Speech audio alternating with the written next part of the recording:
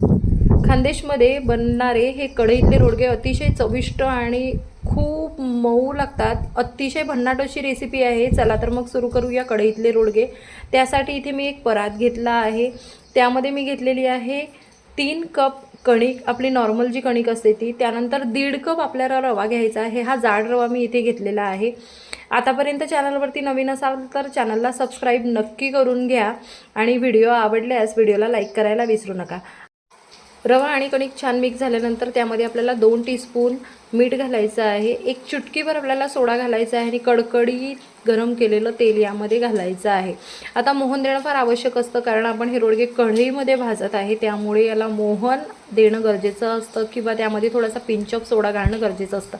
आता हे जे रोडगे आहे हे मी कढईमध्ये करते आहे, पण जर तुम्हाला हे रोडगे अवनमध्ये कसे करतात याची रेसिपी हवी असेल तर मला कमेंटमध्ये अवन नक्की लिहा। मी या रोडग्यांचा अवनमधला जो व्हिडिओ आहे, म्हणजे जी रेसिपी आहे ती तुमच्यासाठी नक्कीच बनवेल आणि अवनमधले रोडगेसुद्धा खूप छान लागतात। आता यामध्ये मी टाकलेला आहे ओवा आणि थोडीशी यामध्ये टाकलेली आहे हळद आणि याला आपल्याला छान प्रकारे मोहन द्यायचं आहे। कडकडीत तेलाच्यामुळे याला काय असे असं मऊसर हे जे रोडगे आहे हे बनतात। हा जो कप आहे अर्धा कप एवढे भरून मी याच्यामध्ये तेल गरम करून घेतलेले आहे। आता आपल्याला पाण्याने काय करायचं आहे, घट्ट गोळा याचा भिजवून घ्यायचा आहे। आता जेव्हाही आपण कढईमध्ये रोडगे बनवतो तेव्हा आपल्याला रोडग्यांचं पीठ मळताना नेहमी एक गोष्ट लक्षात घ्यायची आहे की आपल्याला कडक असं पीठ मळायचं आहे। याच्यासोबतच मी माझ्या चॅनलवरती विदर्भातील राखेवरचे रोडगे आणि आलू वांग्याच्या भाजीचा व्हिडिओसुद्धा अपलोड केलेला आहे, तो व्हिडिओसुद्धा तुम्ही नक्की पाहाल। अतिशय चविष्ट आणि ट्रेडिशनल रेसिपी मी टाकलेली आहे, भन्नाट अशी भाजी बनते। रेसिपी नक्की ट्राय करा आणि कशी वाटली ते मला नक्की सांगा। तर इथे आपलं पीठ मी मळून घेतलेलं आहे आणि कडक कसं पीठ मळलेलं आहे। आता त्याचे मी छोटे छोटे गोळे करून घेते आहे। आता हे गोळे खूप मोठे नसावेत, आपण लाडू करतो त्याच्यापेक्षा थोडासा मोठा असा गोळा असावा, कारण तो सगळीकडून छान प्रकारे कढईमध्ये भाजला गेला पाहिजे किंवा आतून तो पूर्णपणे शिजला पाहिजे, याची आपल्याला खबरदारी घ्यायची आहे। आता एक मोठी कढई छान गरम करून घेतली, त्यामध्ये मी किमान 4 ते 5 पळ्या तेल टाकलेलं आहे आणि याच्यामध्ये आपल्याला हे जे बनवलेले जे रोडगे आहे हे सोडायचे आहे।